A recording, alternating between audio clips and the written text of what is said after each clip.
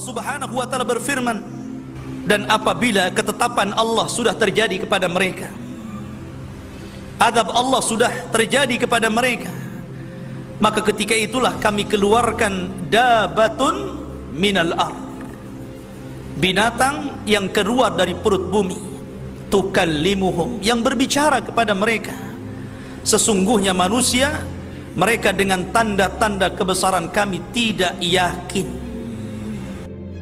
Binatang ini keluarnya dari Mekah atau dekat dengan Mekah, dan juga dia bisa masuk ke Madinah, bahkan ke Baitul Maqdis. Sebagian para ulama mengatakan bahwa munculnya binatang itu 1 atau 2 hari setelah terbit matahari dari barat. Ada yang mengatakan binatang itu muncul dulu, baru 1-2 hari muncul matahari terbit dari barat. Allahu a'lam mana yang lebih dahulu, tapi tidak jauh jaraknya antara sehari atau 2 hari antara kemunculan binatang dengan terbitnya matahari.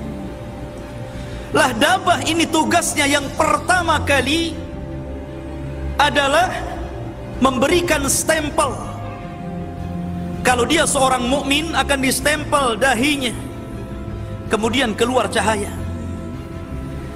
Kalau dia orang kafir akan diberi tanda di hidungnya sehingga menjadi gelap. Ketika itu nama-nama manusia terangkat, tidak ada orang memanggil dengan namanya. Panggilan ketika itu cuman ada 2, ya mukmin wa ya kafir.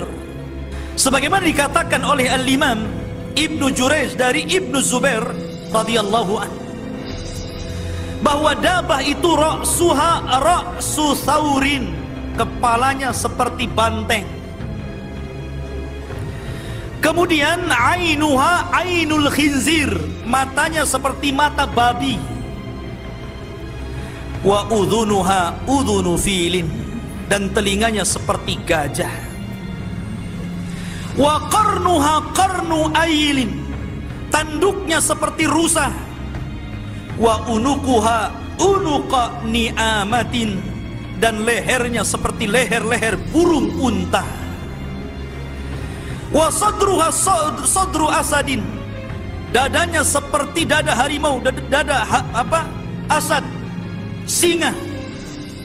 Wa launuha launun namar, dan warnanya seperti harimau. Wa khasiratuha khasiratu hirrin, dan rusuknya seperti rusuk kucing. Wa dzambuha dzambu kabsin, ekornya seperti kabs.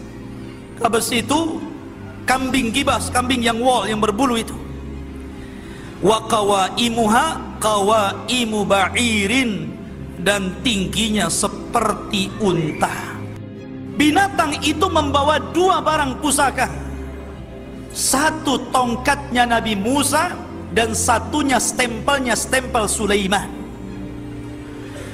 Jadi kalau dia memukul orang-orang yang beriman, maka akan dipukul oleh tongkat Musa dahinya dan akan bercahaya.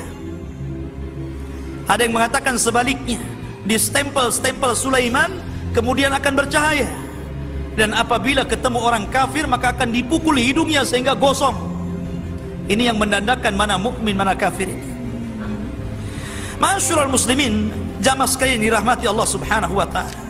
Kemudian dari mana keluarnya dan di mana sekarang ini dia? Dabah ini terjadi banyak khilaf para ulama. Walaupun ada kesepakatan di antara ulama bahwa dia akan muncul di Mekah atau berdekatan dengan kota Mekah. Tidak akan muncul di situ. Pendapat yang pertama, dan ini pendapat Abdullah ibn Buraidah, bahwa dabah itu akan keluar dari sebuah perkampungan padang pasir. Disitulah dia pernah berjalan bersama Rasul. Kemudian Rasul berhenti. Kata Nabi SAW, hadza maudhi'u dabbah, disinilah kelak binatang yang bicara itu muncul. Ada yang mengatakan bahwa dabah itu, dan ini perkataan Abdullah bin Mas'ud radhiyallahu anhu, bahwa dabah itu akan keluar dari bebatuan Bukit Safa. ada Safa, ada Marwah, tempat sa'i. Disitulah Dabah akan keluar. Jadi pecah batunya, kemudian keluar tuh Dabah itu. Ada yang mengatakan, dan ini pendapat Abdullah ibn Amr, Dabah itu keluar dari padang pasir namanya Ajyad, dekat dengan Mekah. Bahkan dia pernah mengatakan, saking yakinnya bahwa Dabah akan keluar dari situ, karena di situ ada tumpukan-tumpukan cadas dan batu, dia mengatakan, kalau saya tahu binatang itu ada di sini, ku congkel dengan kayu supaya dia keluar sehingga nampak mana mukmin mana kafir. Ada juga yang mengatakan bahwa Dabah itu akan keluar menggunakan 3 proses. Pertama akan keluar fil bawadi, keluar dari lembah dulu, kemudian sembunyi. Kemudian setelah itu keluar di perkampungan, kemudian sembunyi. Baru kemudian dia menampakkan di Masjidil Haram. Barulah manusia lari, ketakutan. Tetapi Dabah ini akan mengejar seluruh manusia. Tidak ada satupun manusia yang lolos dari Dabah ini. Tapi Dabah ini nggak membunuh.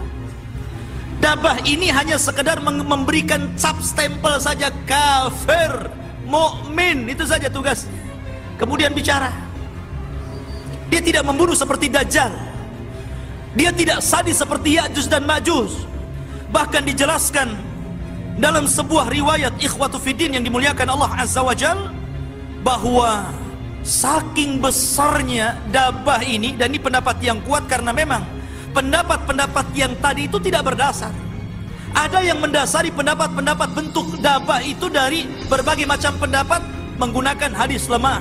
Terkadang hadisnya tidak sampai kepada Rasul sehingga ditolak banyak para ulama.